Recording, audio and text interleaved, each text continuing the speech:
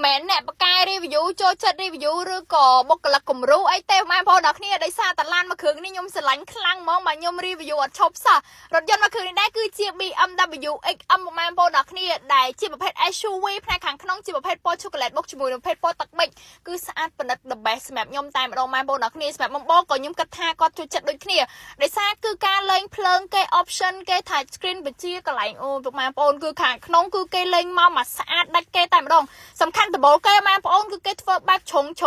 មកទៅវាកម្រមានឡានណាដែលវាតែងមកស្អាតប្លែកអញ្ចឹងបងប្អូនផ្នែកជួរទី2គេវិញក៏បំពាក់មកជាមួយកន្លែងបញ្ជាទៅលើម៉ាស៊ីនត្រជាក់បញ្ជាកៅអីបងប្អូននិយាយទៅមកគ្រឿងនេះគឺ full option គឺមានទាំងអស់មិនថាផ្នែកជួរទី1ទី2ឯងក៏អីគឺគេលេងមកគឺស្អាតមែនតើហើយបើនិយាយពីផ្នែកខាងក្រោយបងប្អូនក្លុបគេមានភាពធំទូលាយហើយគេរចនាមកថែមប្រភេទឆ្នូតដាច់ដៃទៀតបងប្អូននិយាយទៅមកគ្រឿងនេះជា BMW ដែលប្លែកដែលខ្ញុំកម្រឃើញមែនតើហើយតម្លៃគឺសមរម្យខ្លាំងមែនតើហើយមាននៅខាងក្រុមហ៊ុនមានតែមកគ្រឿងហ្នឹងឯងបើចាប់អារម្មណ៍អញ្ចឹងមកមើលបានអរគុណជម្រាបលា